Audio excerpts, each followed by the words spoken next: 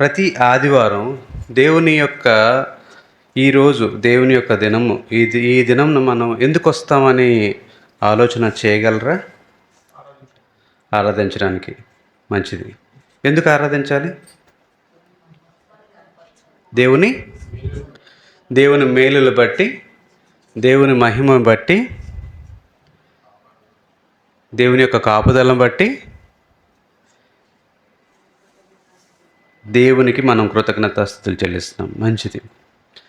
అయితే మనం ఈ విషయాన్ని, దేవుణ్ణి మనం ఆరాధించాలి అనే విషయాన్ని మనం ప్రతి రోజు గమనిస్తున్నామా, ఆదివారమే గమనిస్తున్నామా అనేది మొదటగా మన ముందు ఉంచిన ప్రశ్న. ఈ ప్రశ్న జవాబు మనకు మనమే చెప్పుకోవాలి. ఎవరికి చెప్పాల్సిన అవసరం లేదు. కానీ దేవుని మనం రోజు ఆరాధిస్తున్నామా, ఆదివారం ఆరాధిస్తున్నామా, ఆదివారం మాత్రమే మనం దేవుని సన్నిధికి వస్తున్నామా, వచ్చి మనం కనపరుచుకొని మనం దేవుణ్ణి మన శాయశక్తిలా మనం ఆరాధిస్తున్నామా అనే ప్రశ్న మన ముందుంది. కీర్తనకారుడు 19వ కీర్తనలో ఈ విధంగా రాసి ఉంది, చూడండి.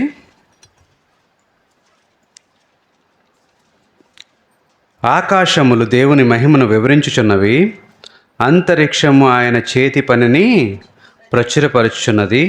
పగటికి పగలు బోధ చేయుచున్నది, రాత్రికి రాత్రి జ్ఞానం తెలుపుచున్నది. వాటికి భాష లేదు, మాటలు లేవు, వాటి స్వరము వినబడదు. వాటి కొలనూలు భూమి అందంతటా వ్యాపించి ఉన్నది. లోక దిగంతముల వరకు వాటి ప్రకటనలు వెలుచున్నవి. వాటిలో ఆయన సూర్యునికి గుడారం వేసెను. అతడు తన అంతఃపురంలో నుండి బయలుదేరు పెండ్లి కుమారు వలె ఉన్నాడు.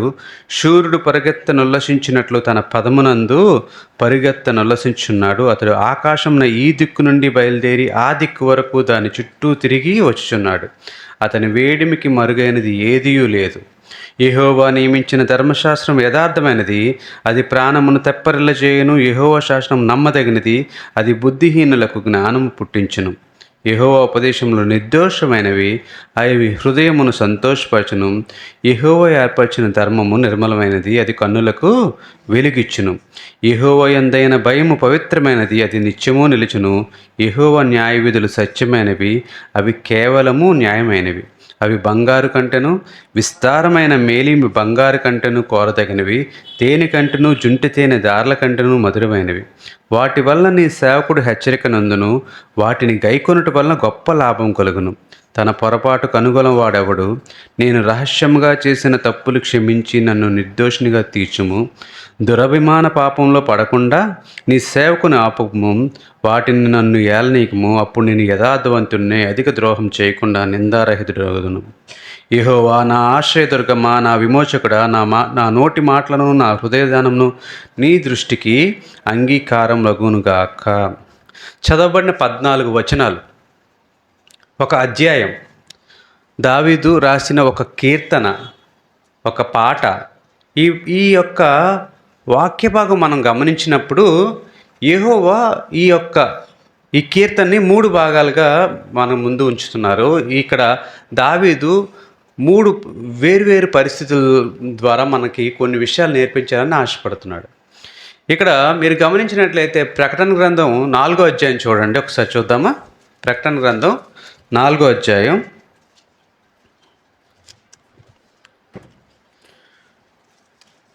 11వ వచనం చదువుదామండి.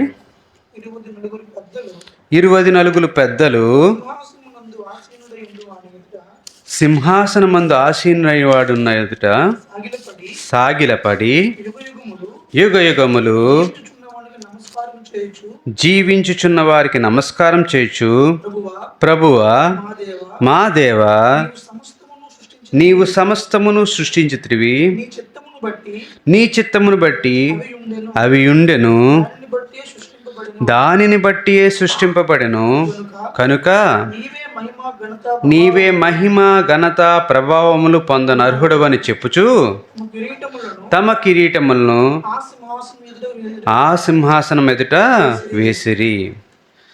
ఇప్పుడు మనం ఈరోజు ఈ ప్రసంగానికి ఒక టైటిల్ ఇవ్వాలనుకుంటే ఇక్కడ చదవబడిన మాట, మహిమ ఘనత ప్రభావం పొందనర్హుడైన మన దేవుడు. మహిమ, ఘనత, ప్రభావంను పొందనొర్హే దేవుడు. మనం ఆరాధించడానికి వచ్చాం. ఆరాధించడానికి కారణం వెతుక్కోవాలంటే అనేక కారణాలు మీరు చెప్పారు నాకు.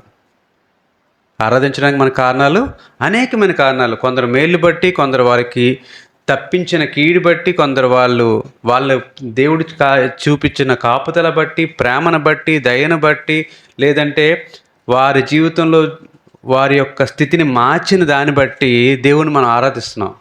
కానీ ఇక్కడ మీరు ఇప్పుడు గమనించినట్లయితే ప్రకటన గ్రంథం మనకు అల్టిమేట్ ఏంటి? మనం అందరం ఎక్కడికి వెళ్ళాలి? మహిమ రాజ్యంకి వెళ్ళాలి. దేవుని యొక్క పరలోక రాజ్యానికి వెళ్ళాలి. ఆయన ఎదుట మనం ఉండాలి. మనం ఆయన ఎప్పుడు కూడా ఏం చేస్తుండాలి? స్తుతిస్తూ ఉండాలి. ఇక్కడ ఆ యొక్క ఏదైతే మన యొక్క నిరీక్షణ ఏదైతే ఉందో ఆ నిరీక్షణ ఏంటంటే దేవునితో మనం ఏం చేయాలి? సదాకాలం జీవించాలని. ఆ సదాకాలం జీవించేటప్పుడు అక్కడ ఏ విధంగా ఉంటుంది అనేసి ఒక చిన్న లైన్ మనం చదివాం. ఏంటంటే అక్కడ ఉన్న పెద్దలు సింహాసనం ముందు ఆశీర్వాడు సాగిలబడి ఏమంటున్నారు? యుగయుగములు జీవించుచున్న వానికి నమస్కారం చేయొచ్చు. ఈ మాట మీరు గమనించాలి. ప్రభువా, మా దేవా, నీవు సమస్తమును సృష్టించితివి. నీ చిత్తమును బట్టి అవి ఉండెను, దానిని బట్టి సృష్టింపబడెను. గమనించాలి విషయం ఏంటంటే నీవు సమస్తమును సృష్టించితివి, నీ చిత్తమును బట్టి అవి ఉన్నాయి, దానిని బట్టే అవి సృష్టింపబడ్డాయి. ఎందుకు మనం దేవుణ్ణి ఆరాధించాలంటే కీర్తనాకారుడు మనకు 19వ అధ్యాయంలో చెప్తున్న మాట కూడా మీరు గమనిస్తే మొదటి 6 వచనాలు ఏం మాట్లాడుతున్నాయంటే దేవుని యొక్క సృష్టి ఏం చేస్తుందంట? దేవుని ఆరాధిస్తుందంట. దేవుని సృష్టి ఏం చేస్తుంది? దేవుని ఆరాధిస్తుంది. మీరు మార్నింగ్ లేచిన వెంటనే ఏ రోజైనా సరే తెల్లవారుజాము 3:30, 4 తర్వాత చీకటి పోతూ వెలుగు రావడం మానేసిందా? ఎంత కారు చీకటి మబ్బులు వేసి వర్షం పడే సమయం ఉన్నా సరే రాత్రి మారిపోయి తెల్లవారు అవుతుంది కదా. పక్షులు ఉదయాన్నే లెగుస్తాయి కదా, నది అది పారుతూనే ఉంటుంది కదా, సముద్రం ఘోషిస్తూనే ఉంటుంది కదా. అంటే సమస్తము దేవుడు సృష్టిని కలుగు చేసిన విధం ఆ రోజు ఎలా ఉందో ఈరోజు అలాగే ఉంది. సృష్టి మొత్తం కూడా దేవునికి లోబడి ఉందంట. సృష్టి మొత్తం ఎక్కడుంది? దేవునికి లోబడి ఉంది. కానీ మానవుడికి దేవుడు ఏం చేశాడంట? మానవుడికి దేవుడు ఎలాంటి నియమం పెట్టకుండా నీ యొక్క పూర్ణ హృదయంతో నువ్వు ఆరాధించని దేవుడు మాట మాత్రమే చెప్తున్నాడు. మానవుడికి ఏంటంటే ఫ్రీ విల్ ఇచ్చాడు, స్వేచ్ఛనిచ్చాడు. నువ్వేం చేయాలి? దేవుని ఆరాధించాలి. కండిషన్, బట్ కండిషన్ ఫాలో అవ్వట్లేదు. కానీ సృష్టి ఏం చేస్తుందంట? ఏం చెప్పారో, ఎలా ఉండాలో, ఎలా పెరగాలో, వాటి సమయం ఏంటో, వాటికి ఒక ప్రదేశం ఏంటో ప్రతిదీ కూడా సృష్టి ఏం చేస్తుందంటే దేవుడు ఎలా నియమించాడో ఆ విధంగానే జరిగిస్తున్నాయంట. ఈరోజు మనం ఆరాధించడానికి వచ్చాం. సృష్టితో మనల్ని పోల్చుకుంటే మనం పర్ఫెక్ట్గా ఉన్నామా? Are we are perfect? మనం దేవుడు మనల్ని ఎందుకు నియమించిన పరిస్థితుల్లో మనం ఉన్నామా? మనం ఇప్పుడు చదివిన మాట ప్రకటన గ్రంథంలో ఏమని ఉందంట? దేవుణ్ణి స్తుతిస్తున్నప్పుడు వాళ్ళు అంటున్న మాట ఏంటంట? సృష్టి ఎందుకు కలిగిందంట? ఆయన ఆలోచన చెప్పు కలిగిందంట, ఆయన చిత్తం చెప్పును కలిగిందంట. దాన్ని బట్టే దేవుడు ఏం చేశాడు? సృష్టి మొత్తాన్ని, ఆయన ఆలోచన ఎలా ఉందో దాన్ని బట్టే ఏం చేశాడు? సృష్టి మొత్తాన్ని కలుగు చేశాడు. ఆ సృష్టి ఆయనకు లోబడి ఉంది. బట్ పెట్టి సిచ్యువేషన్ అంటే బాధించాల్సిన విషయం ఏంటి అంట, మానవుడు ఆ సృష్టిలో భాగమైన సృష్టి మొత్తం దేవునికి ఎలాగైతే లోబడి ఉందో మానవుడు ఆ విధంగా లోబడలేడు. ఈరోజు మనకు దావీదు కీర్తనాకారుడు మనకు నేర్పించాలనుకుంటున్న మాట ఏంటంటే సృష్టిని చూసి నేర్చుకోండి, దేవుని వాక్యాన్ని చూసి నేర్చుకోండి, మీ యొక్క హృదయాన్ని మార్చుకోండి. 3 మాటలు. సృష్టిని చూసి నేర్చుకోండి, దేవుని వాక్యాన్ని చూసి నేర్చుకోండి, దేవుని వాక్యపు లోతుని తెలుసుకోండి, చివరిగా ఏంటంటే మీ హృదయాన్ని మార్చుకోండి. చదువుదాం. 19వ అధ్యాయంకి వస్తే, ఆకాశములు దేవుని మహిమను వివరించుచున్నవి, అంతరిక్షము ఆయన చేతి పనిని పగటికి పగలు బోధ చేయుచున్నది, రాత్రికి రాత్రి జ్ఞానం తెలుపుచున్నది. వాటికి భాష లేదు, వాటికి స్వరము వినబడదు. వాటి కొలనూలు భూమి అందంతటా వ్యాపించి ఉన్నది. లోక దిగంతముల వరకు వాటి ప్రకటనలు బయలుచేరి వెళ్ళచున్నవి. వాటిలో ఆయన సూర్యునికి గుడారం వేసెను. అతడు తన అంతఃపురంలో నుండి బయలుదేరి పెండ్లి కుమారుల వలె ఉన్నాడు. సూర్యుడు పరిగెత్తనుల్లసించినట్లు తన పదమునందు పరిగెత్తనుల్లసించున్నాడు. అతడు ఆకాశమున ఈ దిక్కు నుండి బయలుదేరి ఆ దిక్కు వరకు దాన్ని చుట్టూ తిరిగి వచ్చుచున్నాడు. అతని వేడికి మరుగైంది ఏదీ లేదు.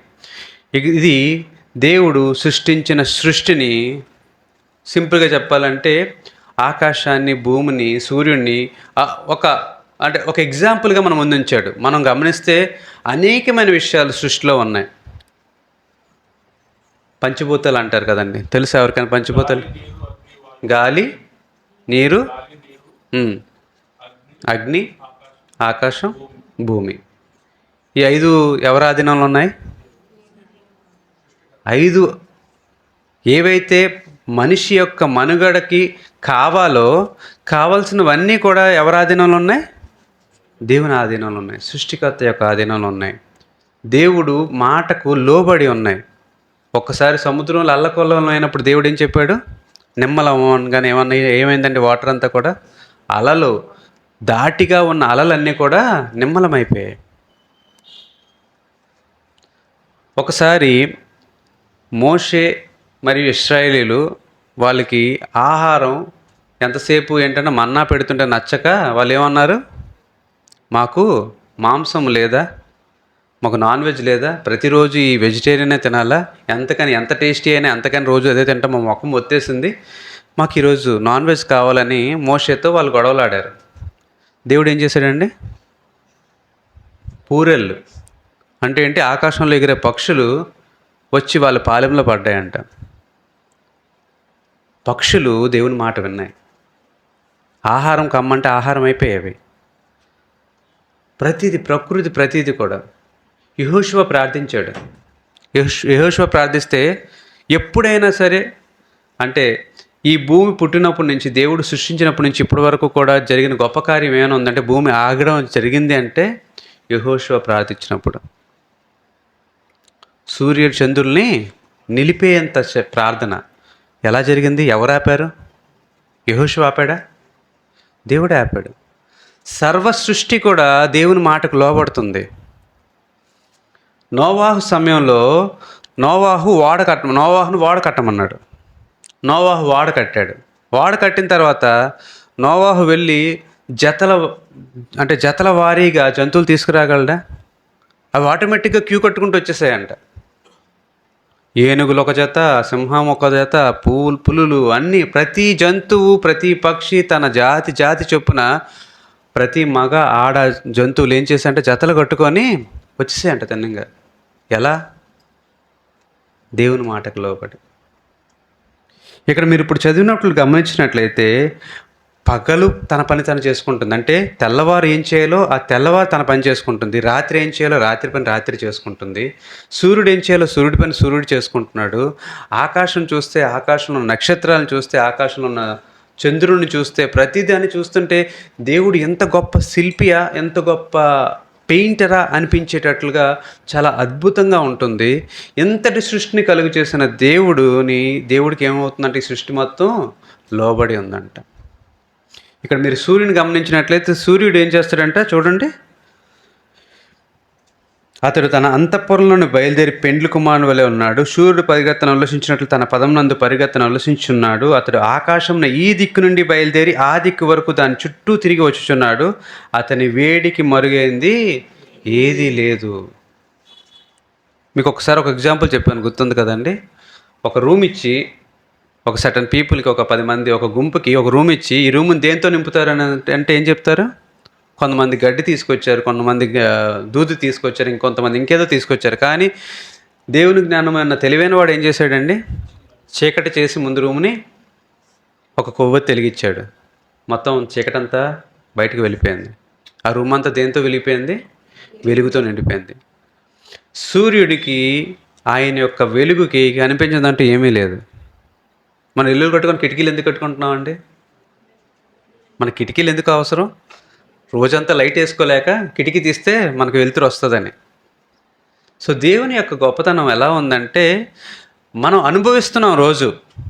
We are experiencing everyday. ఈరోజు మీరు మార్నింగ్ ఇన్ని గంటలు లెగాలని మీకు చెప్పింది ఎవరు? కళ్ళు మూసుకొని ఈరోజు నిద్రలోకి వెళ్ళిపోవచ్చు, శాశ్వత నిద్రలోకి వెళ్ళిపోవచ్చు. ఎందుకు లేచారు? Is it your ability? నీ గొప్పతనమా? నా గొప్పతనమా? ఈరోజు తెల్లవారు కళ్ళు తెరిచి నించేవంటే మన గొప్పతనమా? నో. స్టిల్ దేవుని యొక్క చిత్తంలో ఉన్నాం. దేవుడు మనల్ని ఈ భూమి మీద ఏదో పని మీద ఉంచాడు కాబట్టి మనం ఈరోజు మనకు ఇచ్చిన సమయాన్ని బట్టి మనం కళ్ళు తెరిచాం. మనకి ఇచ్చిన సమయాన్ని బట్టి మనం పనులు చేసుకుంటున్నాం. ఎగ్జాంపుల్ చెప్తాను. ఈరోజు మీ ఇంట్లో కరెంట్ లేదు, వాటర్ లేదు, చర్చికి రాగలరా ఈ సమయానికి? బ్రష్ చేసుకోవడానికి కూడా నీళ్ళు లేవండి, రాగలరా చర్చికి? But you are provided. దేవుడు మీకు సమస్తాన్ని ఇచ్చాడు. అది మనం గమనించలేకపోతున్నాం. మన ఎబిలిటీ అనుకుంటున్నాం, మన శక్తి అనుకుంటున్నాం, మన తెలివితేటలే అనుకుంటున్నాం, మనకున్న ఆస్తి బట్టి అనుకుంటున్నాం. కానీ దేవుడు ఇవన్నీ మనకు సమకూర్చాడన్న సంగతి మర్చిపోతున్నాం. ఇక్కడ దేవుడు మనకు చెప్తున్న మాటలు ఏంటంటే, ఈ సర్వ సృష్టిని చూడండి. దావీదు మనలాగా ఆలోచించాడు. నేను దేవుని ఎందుకు ఆరాధించాలి? Why should I worship him? దేవుణ్ణి ఆరాధించడానికి నాకు కారణం కనిపించట్లేదు. నేను ఎందుకు ఆరాధించాలి? నేను కదా, నా బలం కదా, నా శక్తి కదా, నా పనులు కదా, నేను గెలిచాను కదా, నేనే రాజ్యాన్ని ఉంచుకున్నాను కదా, ఇవన్నీ ఆలోచించవచ్చు దావీదు. కానీ దావీదు ఏమంటున్నాడంటే, కారణాన్ని వెతికి చూస్తే ఇవన్నీ నావి కాదు. ఎవరు అంట? సృష్టిని కలుగు చేసిన వాడివి. సృష్టి ఎవరు కలుగు చేశాడంట? దేవుడే కలుగు చేశాడు. ఏముందంట సృష్టిలో? నాకు కావాల్సిన ప్రతిదీ ఉంది అందులో. ఆ సృష్టి మొత్తం నా కోసమే దేవుడు ఇచ్చాడు. ఆ సృష్టి మరలా తిరిగి ఏం చేస్తుందంట? దేవునికి లోబడి ఉంటుందంట. బట్ పిటి ఏంటి? మానవుడు లోబడట్లేదు. దావీదు మనకు చెప్తున్న మొట్టమొదటి లెసన్ లేదా మనం నేర్చుకోవాల్సిన పాఠం ఏమిటంటే, సృష్టి ఏ విధంగా అయితే దేవునికి లోబడి ఉందో, మానవుడు సృష్టిని చూసైనా సరే దేవునికి లోబడి ఉండడం నేర్చుకోమన్నాడు. రెండో మాట చూద్దాం. 6వ వచనం నుంచి 11వ వచనం వరకు మెల్లిగా చదువుదామండి ఒకసారి. 6 నుంచి 11. అతడు 7 నుంచి యెహోవా నియమించిన ధర్మశాస్త్రము యథార్థమైనది, అది ప్రాణమును తెప్పరిల్ల చేయును. యెహోవా శాసనము నమ్మదగినది, అది బుద్ధిహీనులకు జ్ఞానము పుట్టించును. మీరు ఇక్కడ గమనించినట్లయితే 2 మాటలు. యెహోవా నియమించిన ధర్మశాస్త్రము యథార్థమైనది. యెహోవా మనకు ఒక ధర్మశాస్త్రాన్ని ఇచ్చాడు. మనకి నిర్గమకాండంలో 10 ఆజ్ఞలు మాట ఉంది కదండి. 20వ అధ్యాయం నుంచి మనకి 10 ఆజ్ఞల గురించి ప్రస్తావించబడింది. మోషేతో దేవుడు మాట్లాడుతూ, నేను తప్ప మీకు వేరే దేవుడు ఎవరు ఉండకూడదు, ఆకాశం అందు కానీ, భూమి అందు కానీ, భూమి కింద కానీ, నీళ్ళలో కానీ ఎక్కడ కూడా ఎలాంటి విగ్రహాన్ని చేసుకోకూడదు, మీకు దేవుడు నేనే ఉండాలి, మీరు నాకు ప్రజలై ఉండాలి. ఇలా ఒక 10 ఆజ్ఞలు. అందులో కొన్ని మాటలు దేవునితో మానవుని సంబంధం, మిగతావి మానవునితో మానవుని సంబంధం. అన్నీ కలగలిపి 10 ఆజ్ఞలు దేవుడు మనకిచ్చాడు. అయితే ఆయన ధర్మశాస్త్రం అంటే యథార్థమైందంట. అంటే దేర్ ఈజ్ నో అడల్ట్రేషన్ అంటాం, కల్తీ లేనిది అంటాం. ఒక చిన్నది ఉంది కదండి, ఇశ్రాయేల్ చిన్నది. ఒకసారి మనం వాక్య భాగం కూడా మనం విన్నాం. ఆ చిన్నది ఏం చేసింది చెప్పండి? మీరు మా యొక్క దేశానికి వెళ్తే ఆ దేశంలో దైవజనుడు ఉన్నాడు, ఆ దైవజనుడు మీకు కలిగిన ఈ యొక్క కుష్ఠరోగాన్ని ఏం చేయగలడు? బాగు చేయగలడు అని చెప్పి పంపించినప్పుడు ఎలీషా ఏమన్నాడండి? ఆయన్ని నయమాన్ ఏమన్నాడు? చేయబెట్టి ప్రార్థన చేశాడా? పూజ చేశాడా? ఏమైనా చేశాడా?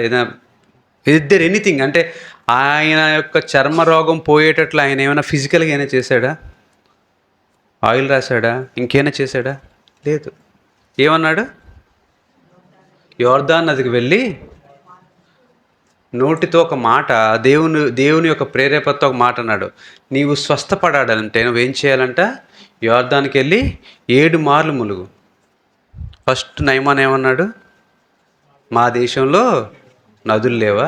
ఇంతకన్నా శ్రేష్టమైన నదులు లేవా? ఇక్కడికి వచ్చి ఈ నదిలో మునగాల, ఈ నదిలో మునిగితే నాకు స్వస్థత వస్తుందా, ఇది ఎక్కడ చోద్యం అనేసి ఆయన ముందు కోపగించుకుని వెళ్ళిపోతున్నాడు.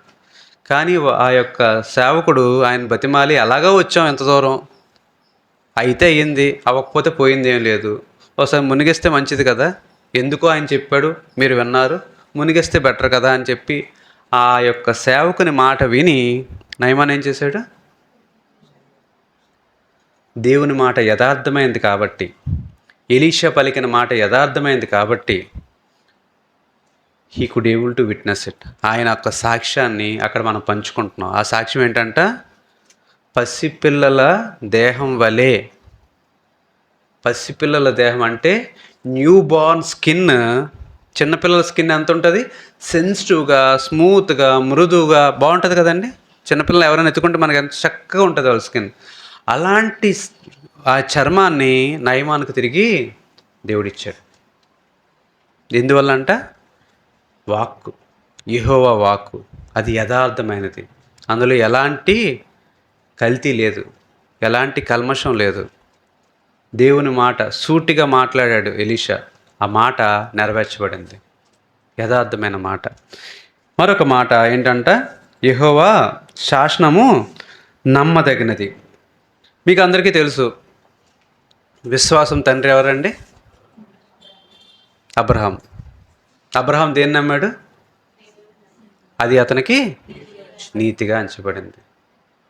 దేవుని యొక్క మాట ఆయనకు ఆదికాండం 12 అధ్యాయంలో వచ్చి అబ్రహాంతో ఏం చెప్పారండి? నీకు నేను సంతానాన్ని కలుగు చేస్తాను, నిన్ను ఆశీర్వదిస్తాను, నిన్ను ఆశీర్వాదానికి కర్తగా ఉంచుతాను, నువ్వు ఎవరినైతే ఆశీర్వదిస్తావో వాళ్ళ ఆశీర్వాదం, నువ్వు నీ మీద ఎవరైనా చేస్తే వాళ్ళకి శాపము. అన్ని మాటలు, అన్ని ఆశీర్వాద వచనాలు దేవుడు పలికాడు. పలికిన ఆ మాట నెరవేరడానికి ఎన్నాళ్ళు పట్టింది? దాదాపు 25 సంవత్సరాలు పట్టింది. కానీ అబ్రహాం ఏమంటున్నాడు? నమ్మదగినది ఆయన వాక్యం. ఆ వాక్యం ట్రస్ట్ వర్ది, నేను నమ్మాలి. ఈరోజు జరగకపోవచ్చు, రేపు జరగకపోవచ్చు, ఎల్లుండి జరగకపోవచ్చు, కానీ నా జీవితకాలంలో ఆ వాక్యం నెరవేరుతుంది. అందుకే ఆయన దేవుడు ఏం చేశాడంట? విశ్వాసానికి తండ్రిగా ఉంచాడు.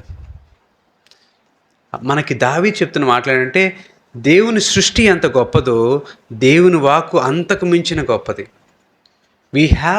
మన చుట్టూ ఏముంది? దేవుని సృష్టి కనిపిస్తుంది. మన చేతిలో ఏముంది? దేవుని వాక్కు కనిపిస్తుంది.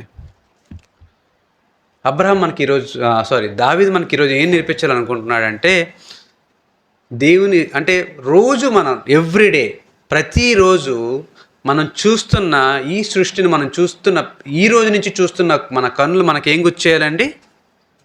ఇది దేవుడు నా కోసం ఉంచాడు. ఈ ఫ్యాన్ తిరుగుతుంది, ఏసీ తిరుగుతుంది అంటే కారణం దేవుడు నన్ను జ్ఞాపకం చేసుకుంటున్నాడు. ఏసీ లేనప్పుడు మనం ఇక్కడ కూర్చోలేదా? ఫ్యాన్స్ లేనప్పుడు కూర్చొని ఉండరా మీరు? ఈ భవనం ఇలా కట్టకముందు ఇక్కడ ప్రార్థన జరిగి ఉండదా? కానీ దేవుని చిత్తం బట్టి ఏది సమకూర్చబడినా, ఏది తీసివేయబడినా, everything is by God's will. మనం దానికి లోబడి ఉండాలి.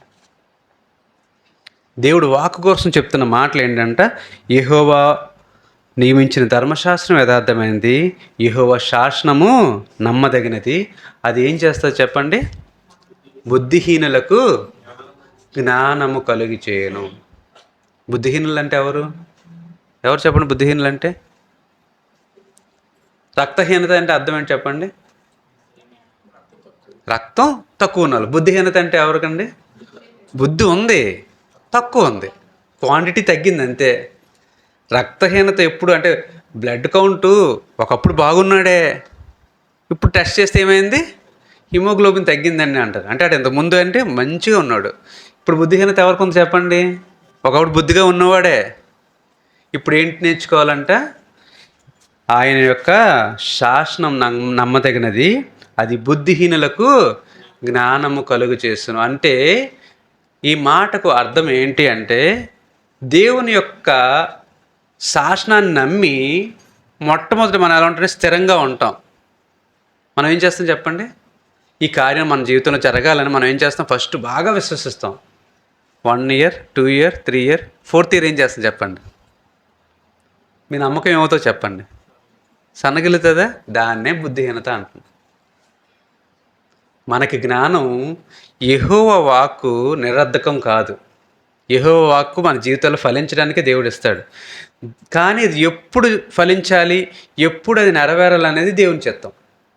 బుద్ధిహీనుడు ఏం చేస్తాడు? కొంత టైం వెయిట్ చేస్తాడు. 1 ఇయర్, 2 ఇయర్, 3 ఇయర్ వెయిట్ చేస్తాడు. 3 ఇయర్ తర్వాత నేను ఇంకా వెయిట్ చేయలేను, నమస్కారం అని చెప్పి ఆయన పనిలో ఆయన ఉంటాడు.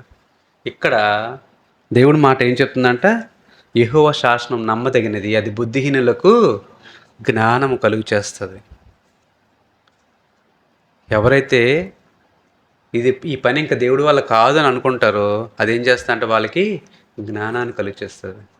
సో అందుకనే అబ్రహాం గురించి మీకు ఇచ్చేస్తున్నాను. అబ్రహాము 25 సంవత్సరాలు ఎదురు చూడాల్సిన అవసరం లేదండి. 5 సంవత్సరాల తర్వాత మనలాగే ఆలోచించి it is better go back, నేను మరలా నా దేశానికి వెళ్ళిపోతాను, నా పాత వృత్తిని ఎంచుకుంటాను, హ్యాపీగా బతుకుతాను, నాకు అబండెంట్ లైఫ్ అయితే ఉంది కదా అంతకుముందు, మళ్ళీ నేను పాత జీవితానికి వెళ్ళిపోతాను అనుకోలే. ఏం చేశాడు ఆయన? ఆయన మాట ఇచ్చాడు, ఆయన మాట నెరవేరుస్తాడు. కాబట్టి ఆ మాట నెరవేర్చే వరకు నేను ఆయన్నే వెంబడిస్తాను. మనం నేర్చుకోవాల్సింది ఏంటంటే దేవుని యొక్క వాక్కుని బట్టి మన జీవితాలు మనం ఏం చేయాలి? మలచుకోవాలి. దేవుని మాటని మన జీవితంలో నెరవేర్చుకున్నట్టు మన జీవితాల్లో మనం ఏం చేయాలంట? ప్రిపేర్ చేసుకోవాలి. చూడండి తర్వాత మాట ఏంటి చూద్దాం. యెహోవా ఉపదేశములు నిర్దోషమైనవి, అవి హృదయమును సంతోషపరచును. యెహోవా ఏర్పరిచిన ధర్మము నిర్మలమైనది, అది కన్నులకు వెలుగిచ్చును. యెహోవా ఉపదేశములు నిర్దోషమైనవి. ఒకసారి అంట, మీకు అందరికీ తెలిసిన మాట, ఫిలిప్పు ఒక నపుంసకుడు, తెలుసు కదండి. కొత్త నిబంధనలో ఏం చేస్తాడు ఫిలిప్పు? ఎవరికి బాప్తిజం ఇచ్చాడు ఆయన? అపోస్తులైన ఫిలిప్పు ఎవరికి బాప్తిజం ఇచ్చాడు? నపుంసకుడికి. ఎలాగంట? ఆయనకి ఎలా ఇచ్చాడు సువార్త?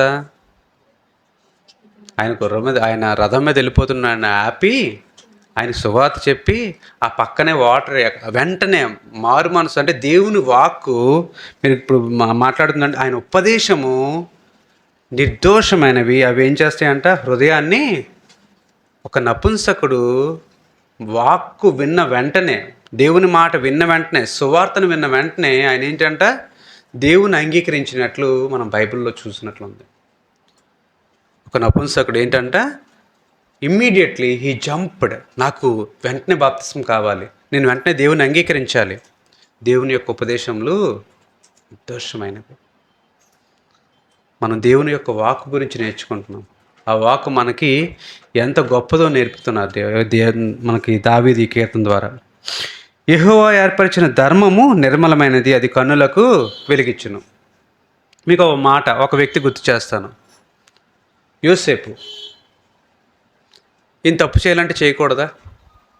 చేయాలనుకుంటే చేయొచ్చు. తప్పు చేస్తే ఆయనకి ఏమైనా ఈ లోకరీత్యా ఏమైనా నింద ఏమైనా ఉంటుందా?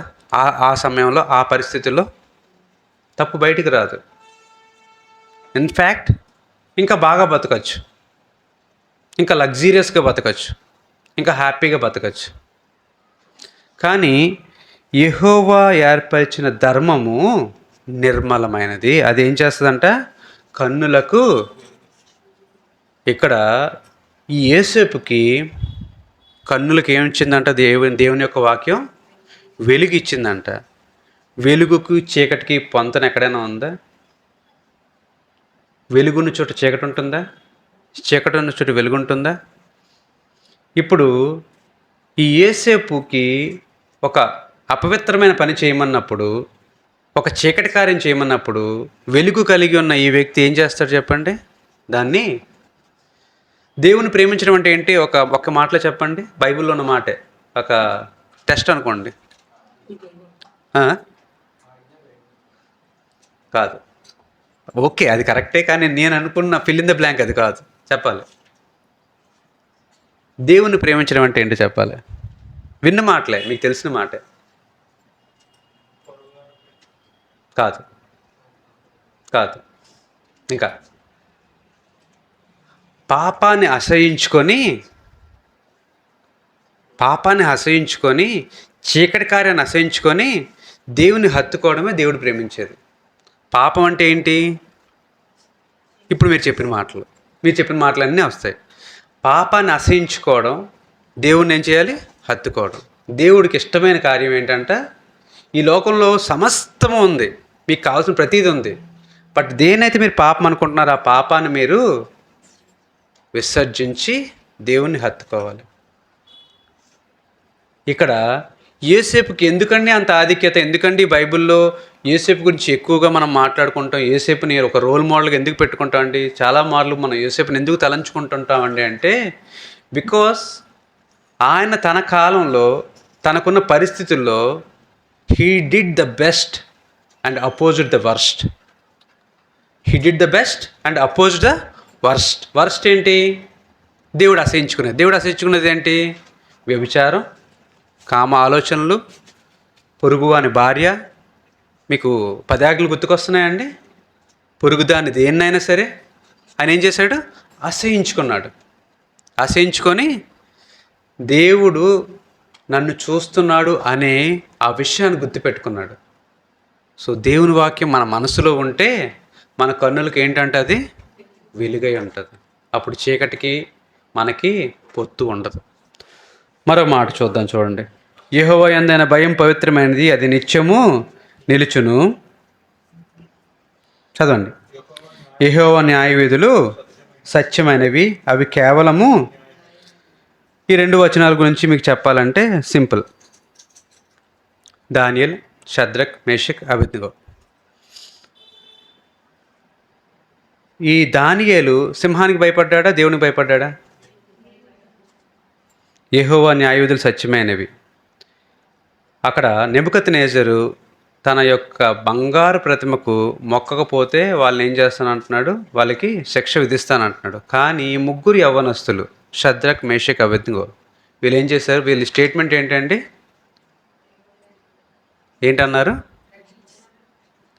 మా దేవుడు మమ్మల్ని రక్షింపకపోయినా పర్వాలేదు, కానీ మేము మీకు ఈ యొక్క విగ్రహానికి మొక్కం. దేవుని యొక్క న్యాయవిధులు సత్యమైనవి, అవి కేవలం న్యాయమైనవి. దే ఫౌండ్ ద రైచియస్ వే. న్యాయమైనది ఏదో వాళ్ళకి తెలుసు. అలాగే యెహోవా యందు భయము పవిత్రమైనది. దానియేలుకు భయము సింహాన్ని బట్టి కనిపించలేదు, కానీ ఒకవేళ నేను దేవుడికి ప్రార్థించకపోతే అది నాకు కీడు అని ఆయన ఆలోచించాడు. అందువల్ల దావీదు సింహ బోన్లోంచి కూడా తప్పించబడ్డాడు. దానియేలు సింహ బోన్లోంచి కూడా తప్పించబడ్డాడు. అలా కాదు, ఆ రాజు ఈ శాసనం చేశాడు, ఎవరిని ప్రార్థించకూడదు, ఓన్లీ రాజును మాత్రమే ప్రార్థించారు, రాజుకు మాత్రమే ప్రార్థన చేయాలని అనే మాటను ఆయన కూడా అంగీకరించుంటే we lost a great testimony. నేను లాస్ట్ టైం ఒకసారి చెప్పాను, దానియేలు ఏమని ఆలోచించుంటాడంటే, మీకు చెప్పాను కదా, సింహం బోన్ ఎక్కడుంది? రాజు రాజ్యంలో ఉంది. రాజు రాజ్యం ఎక్కడుంది? ఈ భూమి మీద ఉంది. ఈ భూమి ఎక్కడుంది? దేవుని సన్నిధిలో ఉంది. దేవుని యొక్క ఆయన యొక్క ఆలోచనలో ఉంది. ఇప్పుడు దానియేలు ఏం చేశాడు? వీటన్నిటి మీద అధికారం కలిగిన దేవుడికి భయపడుతున్నాడు. ఈ కిందనున్న సింహానికి భయపడట్లేదు. అంటే లీస్ట్ ఏముంది అందులో? సింహం ఉంది. హైయెస్ట్లో ఎవరున్నారు? దేవుడు. అంటే ఇవన్నీ కూడా ఎవరి అధికారంలో ఉన్నాయి? ఎవరి ఆధీనంలో ఉన్నాయి? దేవుని ఆధీనంలో ఉన్నాయి. కాబట్టి దానియేలు గమనించింది ఏంటంటే, దేవుడు నేను గనక ప్రసన్నం చేసుకోగలిగితే ఇవన్నీ కూడా లీస్ట్ అయిపోతాయన్న. అలాగే దేవుడు ఎప్పుడైతే దానియేలు యొక్క విశ్వాసాన్ని చూశాడో, దానియేలు యొక్క నిలకడను చూశాడో, దానియేలు యొక్క ప్రార్థనను చూశాడో, దేవుడు ఏం చేశాడంటే అక్కడి నుంచి సింహాలతో మాట్లాడాడు. సింహం ఏం చేసిందంట? రాత్రంతా దానియేలుతో పాడే ఉన్నాయి, కానీ దానియేలుని అసలు టచ్ కూడా చేయలేదు. మీకు తెలుసా, సింహం కానీ పులి కానీ నాలుక ఎలా ఉంటుందో తెలుసా? మీరు ఎప్పుడైనా నేషనల్ జియోగ్రఫీ, డిస్కవరీ ఛానల్ చూసారా? ఎలా ఉంటుందో చూసారా? తెలుసా? మీకైనా ఐడియా ఉందా? పెయింట్ ఊడిపోద్ది బ్రదర్, గోడను నాకితే పెయింట్ ఊడిపోద్ది. రంపం ఎలా ఉంటుందో అలా ఉంటుంది. రంపానికి ఇలా పళ్ళు ఉంటాయి కదా, వాటి నాలిక మీద చిన్న స్పార్క్స్ ఉంటాయి. అందువల్ల అది ఎంత పెద్దదాన్ని అయినా సరే నాలుగుతోని లాగి ఎప్పుడైనా మీరు చూస్తే అవి నాక్కుంటూ తినేస్తుంటాయి. అంటే పైన ఉన్న తోలును పీకుతూ తింటుంటాయి. వాటికి పళ్ళే అవసరం లేదు, నాలుగుతో కూడా సగం చిన్న ప్రాణులు తినేవచ్చు అవి. అట్లీస్ట్ నాకను కూడా లేదని చెప్పడానికి చెప్తున్నాను. అంటే ఆ డ్యామేజ్ కూడా జరగలేదు ఆయనకి. There is not even a single damage. చక్కగా రాత్రి ఆయన పడుకున్నాడు, ఇవి కాపలా కాసే. ఆయన భయం ఎక్కడుందంట? దేవుని గురించి ఉంది ఆయన భయం. యెహోవా వాక్కు గురించి ఉంది ఆయన భయం. ఈరోజు మనకి అందరి చేతుల్లో బైబిల్ ఉంది. న్యాయమైనది, సత్యమైనది, భయం పుట్టించదగినది, పవిత్రమైనది అంతా మన చేతిలో ఉంది. బట్ మానవుడు ఎలా జీవిస్తున్నాడు అనేది మరలా ప్రశ్న. మనం ఒకవేళ దేవుని వాక్యం నేర్పిస్తున్నట్లు, దావీదు మనకు చెప్తున్నట్లు, సృష్టిని చూసి కొంత నేర్చుకొని దేవుని వాక్యాన్ని చూసి కొంత భయపడి మన జీవితాన్ని కనుక ఉంచుకోగలిగితే ఎంత మేలు. చూడండి తర్వాత 10వ వచనం. జస్ట్ సింపుల్గా చెప్పాలంటే మనకు ఉన్న బెస్ట్ ఆఫ్ ద బెస్ట్ అన్నిటికంటే ఏది బెస్ట్ అంట? దేవుని వాక్యం. అవి బంగారు కంటెను, విస్తారమైన మేలిం బంగారం కంటెను కోరదగినవి, తేనె కంటెను, జుంటి తేనె దార కంటెను మధురమైనది. వీటి వల్ల మనం పొందేది ఏంటంట? వాటి వల్ల నీ సేవకుడు హెచ్చరిక నొందును, వాటిని గైకొంటి వల్ల గొప్ప లాభము కలుగును. ఇక్కడ వరకు మీరు గమనించింది 2 భాగాలయ్యాయి. మొదటి భాగం ఏంటండి? సృష్టిని చూస్తున్నాం. రోజు మనం లెగ్గానే మన చుట్టూ ఉన్నది దేవుని సృష్టి చూస్తున్నాం. కానీ సృష్టిని చూస్తున్నాం, సృష్టి నుంచి పొందాల్సిన మేలు పొందుతున్నాం, రావాల్సిన లాభాన్ని అంతటిని పొందుతున్నాం. మనం తినాలంటే ఏం కావాలి? వెజిటేరియన్ అయితే ఏం కావాలి? నాన్ వెజిటేరియన్ అయితే ఏం కావాలి? ఎవరిస్తారు ఇవన్నీ? మీకు ఆకుకూరలు కావాలంటే ఎక్కడి నుంచి రావాలి? మాంసం కావాలంటే ఎక్కడి నుంచి రావాలి? ఎవ్రీథింగ్, ప్రతీది కూడా ఎవరు సమకూర్చాల్సింది? దేవుడే సమకూర్చాలి. చూడడానికి, వినడానికి, మాట్లాడడానికి, స్నానం చేయడానికి, తాగడానికి, ప్రతీది మన ఉనికిడి అంతటికీ కూడా ఎందా నేను చెప్పిన 5 పంచభూతాలు అనుభవించాలంటే దేవుని ప్రసన్నత కావాలి. ఇవన్నిటినీ అనుభవిస్తూ కూడా మనం ఏం చేస్తున్నాం? దేవుణ్ణి ఆరాధించట్లేదు. మనం ఆరాధించడానికి మొదటి కారణం సృష్టిని దేవుడు మనకి ఒక సాక్ష్యంగా ఉంచాడు. వాటిని చూస్తూ అయినా సరే నన్ను ఆరాధిస్తారా మానవుడని? వాటిని చూస్తూ ఆరాధించాలి. రెండోది, దేవుడు తన యొక్క మాటను మన మధ్యన ఉంచాడు. దేవుడు తన వాక్కును మనకిచ్చాడు. దేవుడు మనతో రోజు మన పక్కకు వచ్చి భుజం మీద చేసి మాట్లాడకపోయినా దేవుడు మన మధ్యన ఒక బైబిల్ ఉంచాడు. మన ప్రతి ఒక్కరి ఇంట్లో ఒక బైబిల్ ఉంది. ప్రతి ఒక్కరికి ఒక బైబిల్ ఉంది, వాక్యం ఉంది. కానీ ఆ వాక్యం బట్టి మనం జీవిస్తున్నామా? మనం తృప్తి పడుతున్నామా? మనం భయపడుతున్నామా? మన యొక్క జీవితాన్ని నిందలేనివాడిగా ఉండడానికి ప్రయత్నిస్తున్నామా? పవిత్రపరచుకుంటున్నామా? లేదంటే దాన్ని బట్టి నెమ్మది నొందుతున్నామా? ఇది మరలా ప్రశ్న. మొట్టమొదటి సృష్టిని చూసి నేర్చుకోవాలి. రెండోది వాక్యాన్ని చూసి మనం గమనించుకోవాలి మన ప్రవర్తన అంతటి మీద ఎవరి అధికారం ఉండాలండి? దేవుని అధికారం ఉండాలి. మూడో విషయం ఏంటి అంటే 12వ వచనం నుంచి. ఇప్పుడు దావీదు మొదట చుట్టూరు ఉన్న సృష్టిని చూశాడు. కరెక్టే కదా, ఇది దేవుడిచ్చాడు కదా, నేను అనుభవిస్తున్నాను కదా, కాబట్టి నేను దేవుణ్ణి ఏం చేయాలి? ఆరాధించాలి. రెండో దానికి వచ్చినప్పుడు కల్లా దేవుని వాక్యం నన్ను ఎంతగా ఆదరిస్తుంది కదా, ఎంతగా నన్ను నడిపిస్తుంది కదా, ఎంతగా నన్ను ఏం చేస్తుంది? నన్ను భద్రపరుస్తుంది కదా, నన్ను నడిపించి నన్ను ఒక స్థితికి తీసుకెళ్తుంది కదా. దేవుని వాక్యం బట్టే కదా నేను నా జీవితాన్ని నేను ఏం చేసుకుంటున్నాను? పాపం లేనివాడిగా ఉంచుకోగలుగుతున్నాను, దేవుడు అంగీకరించే విధంగా ఉంచుకుంటాను ఆలోచన చేసుకొని రెండో మాట బట్టి ఆయన ఆదరించబడ్డాడు. చివరికి వచ్చినప్పుడు కల్లా ఈ 2 అయిపోయిన తర్వాత దావీదు మన జీవితాలకు ఏం నేర్పించాలనుకున్నాడంటే, ఇప్పుడు లుక్ ఇంటూ యువర్ సెల్ఫ్స్. ఒకటి ఏం చేసాం? బయట వాతావరణాన్ని చూసాం.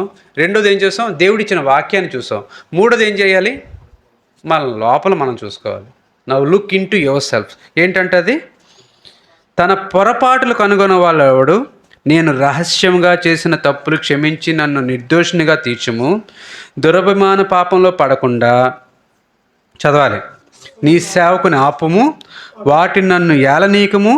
అప్పుడు నేను యథార్థవంతున్నే అధిక ద్రోహం చేయకుండా నిందారహితుడనగుదును. యెహోవా నా ఆశ్రయదుర్గమా, నా విమోచకుడా, నా నోటి మాటలను నా హృదయ ధ్యానమును నీ దృష్టికి అంగీకారం లగునుగాక. అపోస్తుల కార్యం 10వ అధ్యాయంలో ఒక వ్యక్తి ఉన్నాడు, కొర్నేలి. 10వ అధ్యాయం అనగానే ఆంటీ చక్కమని తక్కువని చెప్పారు.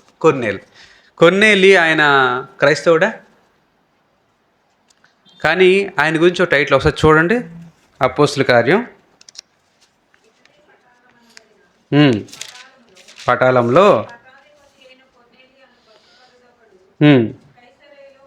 కైసరిలో ఉండను.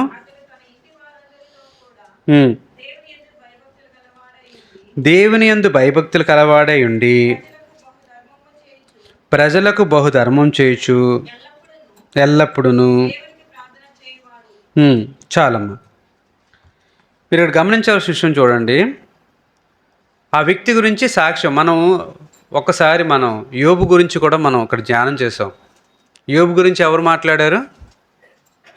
దేవుడే మాట్లాడాడు. దేవుడు ఏం చెప్పాడు? సాక్ష్యం చక్కగా తనకి ఏమున్నా ఏం చేస్తున్నాడు? నన్నే సేవిస్తున్నాడు అనేసి దేవుడే చెప్పాడు. ఎవరితో మాట్లాడుతున్నాడు? సాతానుకు చెప్తున్నాడు. ఇక్కడ చూడండి, ఇక్కడ ఈ వ్యక్తి గురించి దేవుని వాక్కు రాయబడి ఉంది, చాలా క్లియర్గా రాయబడి ఉంది. ఏంటంట?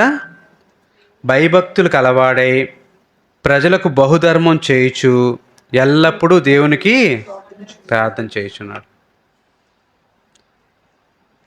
ఈయన అపోస్తులుడు కాదు, ఈయన క్రైస్తవుడు కాదు.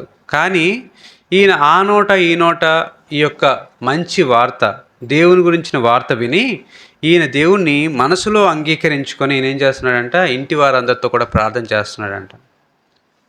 ఇంటి వారందరితో ప్రార్థన చేస్తున్నాడు. ఇక్కడ మనకి దావీదు మనం మాట్లాడిన మాట గమనించినట్లయితే, తన పొరపాట్లు కనగలవాడు ఎవడు? నేను రహస్యంగా చేసిన తప్పులు క్షమించి నన్ను నిర్దోషినిగా తీర్చుము. ఇప్పుడు ఈ మాటలని మీరు ఇప్పుడు కొన్నేళ్ళ జీవితంలో ఆపాదించండి. ఈయన రహస్యంగా ఏం చేస్తున్నాడండి? ప్రార్థన చేస్తున్నాడు. రహస్యంగా ఏం చేస్తున్నాడు? పేదలకు ఏం చేస్తున్నాడు? అక్కడ మీకు గమనించాలి. ధర్మం చేస్తున్నాడు, బహుధర్మం చేస్తున్నాడు, ప్రజలకు ధర్మం చేస్తున్నాడు. ఇదంతా కూడా బహిరంగంగా చేయట్లేదు, చాలా సీక్రెట్గా చేస్తున్నాడు ఈయన. He don't want to get highlighted. దేవుడు చూడాలి తప్పితే ఎవడు చూడాల్సిన అవసరం లేదని ఆయన ఏం చేస్తున్నాడంటే, దేవుడు యొక్క మాటలు మనకి మత్తయి సువార్త 6వ అధ్యాయంలో అనుకుంటాను, మనం ఎప్పుడైనా సరే ప్రార్థన చేస్తున్నప్పుడు, ఉపవాసం ఉన్నప్పుడు ఎలా ఉండాలండి? రహస్యంగా ఉండాలి. ఎవరు చూడాలి? దేవుడు చూడాలి. మనం కుడి చేతితో దానం చేస్తున్నాడు, ఏ చేతి తెలియకూడదు. ఇప్పుడు సెల్ఫీ లోకం వచ్చిన తర్వాత ఏమైంది? కుడి చేత్తో దానం చేస్తూ ఎడం చేత్తో సెల్ఫీ. ఇది మొత్తం అంతా లోకం మొత్తం పంపించాలి. కానీ ఇక్కడ కొన్నేళ్ళ జీవితం ఏంటంటే, హీస్ వెరీ సీక్రెట్. రహస్యంగా ఈయన ఏం చేస్తున్నాడు? మంచి కార్యం చేస్తున్నాడు. దావీదు ఏమంటున్నాడు? నేను రహస్యం చేస్తే చెడ్డ పాపము తెలుస్తుంది, ఇక్కడ మంచిది కూడా దేవుడు తెలుస్తుంది. ఎందుకు నేను కొన్నేళ్ళ విషయం మేము ఎందుకు ఉంచుతున్నానంటే, రహస్యంగా మనం ఎలా ఉన్నాం అనేది మన దేవుడు తెలుస్తుంది అని చెప్పడానికి. దావీదు తప్పు చేసినప్పుడు తెలుసు, కొన్నేళ్ళు మంచి చేసినప్పుడు తెలుసు. అందువల్లనే కొన్నేళ్ళకి స్పెషల్గా ఇన్విటేషన్ వచ్చింది. స్పెషల్గా పేతురుని పంపించాడు. పేతురు ద్వారా ఆయనతో మాట్లాడించాడు. తర్వాత కుటుంబంతో పాటు చుట్టుపక్కల వాళ్ళు చాలామంది రక్షించబడ్డారు. That was the great benefit. ఎప్పుడైతే మనం రహస్యంలో దేవునికి అనుకూలంగా జీవిస్తామో దేవుడు తప్పనిసరిగా చూస్తాడు. ఇక్కడ మనకి దావీదు చెప్తున్న మాట ఏంటంటే, నేను రహస్యంగా తప్పులు చేస్తే నన్ను నిర్దోషిగా తీర్చుము. ఇక ఇప్పుడు ఒక మాట అంటాను, మన ప్రార్థనలో ఒక మాట తప్పనిసరిగా, ప్రతి ఒక్కరి ప్రార్థనలో ఒక మాట ఉంటుంది. ఏంటంటే అది తెలిసి తెలియక చేసిన. కానీ ఇక్కడ దావీదు ఆ మాట అనట్లేదు. ఏమన్నాడు?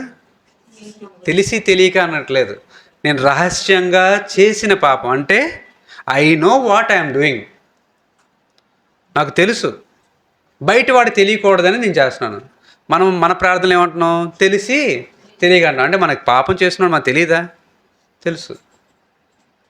దావీదు ఏం ప్రార్థన నేర్పిస్తున్నాడంటే, నిజాయితీతో చేసే ప్రార్థన. రహస్యంగా నేను చేసిన పాపం, దాన్ని బట్టి నన్ను నిర్దోషిగా తీర్చు, నన్ను దాని నుంచి తప్పించు. ఇంకొక చక్కని మాట ఏంటి అంటే, మీకు ఎంతమందికి ఈ మాట తెలుసు చెప్పాలి. దురభిమాన పాపం. దురభిమాన పాపం కాదు. ఈ మాటకు అర్థం తెలిస్తే చాలా మంచి లెసన్ మనం నేర్చుకోవచ్చు. తెలుసా దురభిమాన పాపం అంటే ఏంటో? దురభిమాన పాపం, అందులో అభిమానం ఉంది, దురభిమానం ఉంటుంది. చెప్తాను. మీలో ఎంతమంది వేరే దేవుణ్ణి మా దేవుడు కాదని తెలుసుకొని ఈ యొక్క క్రీస్తు నా దేవుడిని అంగీకరించి వచ్చారు చెప్పండి? ఆల్మోస్ట్ అందరం కదా. మనం వేరే ఎక్కడో ఉన్నాం, దేవుని యొక్క పిలుపుని బట్టి మారాం. ఇప్పుడు మీకు చెప్తాను చూడండి. ఇప్పుడు పెళ్ళి చేసుకుంటున్నప్పుడు రాట ఎంతమంది వేసుకుంటున్నారు? ఇంకా చెప్పాలి. రాట ఎంతమంది వేసుకుంటున్నారు? పసుపు గుమ్మానికి రాసుకుంటున్న ఎంతమంది ఉన్నారు? ఇంకా నిమ్మకాయని జేబులో పెట్టుకున్న వాళ్ళు ఎంతమంది ఉన్నారు? కొబ్బరికాయ కొట్టాలనుకున్న వాళ్ళు ఎంతమంది ఉన్నారు? There are multiple things. ఇదేంటంటామంటే దీన్ని దురభిమాన పాపం అంటాం. అంటే నా మనసులో చేయాలని లేదు, పక్కనోడు ఏమైనా అనుకుంటాడేమో అని, పక్కన వాడు ఏమైనా అనుకుంటాడేమో అని నేను పాపం చేస్తున్నాను. నేను చేయను. నన్ను వదిలేస్తే, నన్ను ఎవడు పట్టించుకొని అంటే నేను నా మటుకు నేను జీవిస్తాను. కానీ నేను ఒక 10 మందిలో ఉన్నాను. 10 మందిలో ఉండేటప్పుడు నేనేం చేస్తున్నాను? పక్కన వాడు నన్ను తప్పుగా అనుకోకూడదు. మీరు క్రైస్తవుడు అంటే కొంతమంది ఏమంటారు? కాదండి, దేవుడు వెళ్తుంటానండి, చర్చికి వెళ్తుంటాం, క్రైస్తవుడు అంటే కాదండి. ఉన్నారు కదా, ఇంకా ఉన్నారు కదా మనలో చాలామంది. క్రైస్తవుడేనా మీరు చర్చికి వెళ్తున్నారా అని సూట్. సరే, అవన్నీ నాకు ఎందుకు, నేను ఒకటే స్ట్రైట్గా మిమ్మల్ని అడుగుతాను. మన జనాభా లెక్కలు అయ్యాయా? ఎంతమంది క్రైస్తవులని చేతులు ఎత్తారు చెప్పండి? ఇంటికి వచ్చారు. ఏంటండి మీరు క్రిస్టియన్సా? ఎంతమంది అన్నారు చెప్పండి? లేదని మేము హిందూసేనండి, చర్చికి వెళ్తున్నాం అనేవాళ్ళు. యాక్చువల్గా మీకు జనాభా లెక్కల టైంలో మీ ఇంటి దగ్గర ఒక వాక్యం ఉందనుకోండి, ఇమీడియట్గా వాళ్ళు ఏమంటారు? మీరు క్రిస్టియన్సా అండి అని క్రిస్టియన్ సర్కిల్ చేసేస్తారు. వెంటనే తప్పించుకోవడానికి ఏం చెప్తాం? లేదండి, మా ఇంట్లో మా అబ్బాయి నమ్ముకున్నాడు, మేము కాదండి. దీన్నే దురభిమాన పాపం అంటాం. మనకేం కావాలి? గవర్నమెంట్ బెనిఫిట్స్ కావాలి, దేవుడు కావాలి. ఇప్పుడు దురభిమాన పాపం ఏంటంటే government benefits. If you want both, దేవుడికి సిరికి ఇద్దరికి దాసులు కావాలి. లోకంలో ఉన్నవి కావాలి, దేవుడు కావాలంటే చెల్లవు. చివరికి ఒక మాట చెప్పి నేను ముగిస్తాను. మనం ఏం చేస్తాం? మనం చేసే తప్పు ఏంటి అంటే, మాటికి చేసే తప్పు ఏంటి అంటే, మనం తెలుసు మనకి అది తప్పు అని, చాలాసార్లు మనం చేస్తుంటాం. అది తప్పు అని తెలుసు కానీ చేస్తూనే ఉంటాం. అది ఏంటి అంటే, మనం నమ్మే మార్గాన్ని మనమే అంగీకరించకూడదు. We are not fully trusting our God. మన దేవుని పూర్తిగా మనం విశ్వసించలేకపోతున్నాం. అందుకే మధ్యలో మీకు ఇంకేదో ఆలోచన కలుగుతుంది, ఇంకేదో ప్రలోభం వస్తుంది. ఏం చేస్తారంటే మరలా అటొక అడిగేస్తారు. అదే మనం చేస్తున్న తప్పు. ఇక్కడ చెప్తున్న మాట మీరు గమనించి చూడండి. దురభిమాన పాపంలో పడకుండా నీ సేవకుని ఆపుము, వాటిని నన్ను ఏలనీయకుము, అప్పుడు నేను యథార్థవంతుడినై అధిక ద్రోహము చేయకుండా నిందారహితుడనగుదును. ఈ మాట మీరు గమనించాలి. అప్పుడు నేను యథార్థవంతుడినై. ఎప్పుడు? దురభిమాన పాపంలో పడలేనప్పుడు. దురభిమాన పాపంలో పడకుండా, అది నన్ను ఏలకుండా ఉన్నప్పుడు నేనేమవుతానంట? యథార్థవంతుడిని అవుతానంట. దావీదు మనకు 3 విషయాలు, చాలా ప్రాముఖ్యమైన విషయాలు. ఒకటి, సృష్టిని చూసి నేర్చుకోమంటున్నాడు, వాక్యం బట్టి ఆదరించుకోమంటున్నాడు. 3వది ఏంటంట? నన్ను నేను పరీక్ష చేసుకొని నాలో ఉన్నది ఏదో దాన్ని తీసివేయమంటున్నాడు. ముందు రహస్యంగా చేసిన పాపాన్ని తీసివేయమంటున్నాడు. 2వది చాలా ప్రాముఖ్యమైనది. ఎవరు ఒప్పుకున్నా ఒప్పుకోకపోయినా దురభిమాన పాపాన్ని మన జీవితంలోంచి తీసివేయాలి. ఈరోజు వాక్యం అయిపోయిన తర్వాత ప్రార్థన చేస్తారు. ప్రార్థన చేసేటప్పుడు మిమ్మల్ని మీరు పరిశీలన చేసుకోవాలని నేను కోరుకుంటున్నాను. పరిశీలన చేసుకునేటప్పుడు దురభిమాన పాపం ఇంకా మీరు కొనసాగించినట్లయితే మీరు నిందారహితులు అవ్వలేరు. ఎవరు నిందిస్తారు? ఎవరు మీ మీద నింద వేస్తారు? ఎవరు వేస్తారు చెప్పండి? దేవుడే వేస్తాడు. దేవుడే మీ మీద నింద వేస్తాడు. మీరు దేవుని యొక్క ఆలోచనలో యథార్థవంతుడిగా ఉండాలనుకుంటే మీరు ప్రార్థించినప్పుడు మీలో నుంచి తీసివేసే అట్లీస్ట్ ఈరోజు ప్రార్థనలో ఒకే ఒక్క పాయింట్, దురభిమాన పాపాన్ని మీలోంచి తీసివేయడానికి ప్రార్థించండి. చివరగా దావీదు అన్నీ నేర్చుకున్న తర్వాత, ఈ 3 విషయాలు నేర్చుకున్న తర్వాత ఆయన అంటున్న ది అల్టిమేట్ మాట ఏంటో చూడండి. యెహోవా నా ఆశ్రయదుర్గమా, నా విమోచకుడా, నా నోటి మాటలను నా హృదయ ధ్యానమును నీ దృష్టికి అంగీకారములు అగునుగాక. మనం ఎలా ఆరాధించాలంటే సృష్టిని చూచి నేర్చుకుంటూ ఆరాధించాలి. వాక్యాన్ని బట్టి మనం దేవుని ఆరాధించడం నేర్చుకోవాలి. మన హృదయాన్ని మార్చుకోవడం బట్టి దేవుని ఆరాధించడం నేర్చుకోవాలి. ఇవన్నీ చేసిన తర్వాత దావీదు చెప్తున్న మాటే మనం చెప్పగలగాలి. యెహోవా నా ఆశ్రయదుర్గమా, నా విమోచకుడా, నా నోటి మాటలు నా హృదయ ధ్యానము నీ దృష్టికి అంగీకారములగునుగాక. దేవుడు ఈ వాక్యాన్ని మన వినికిల్లో దీవించునుగాక.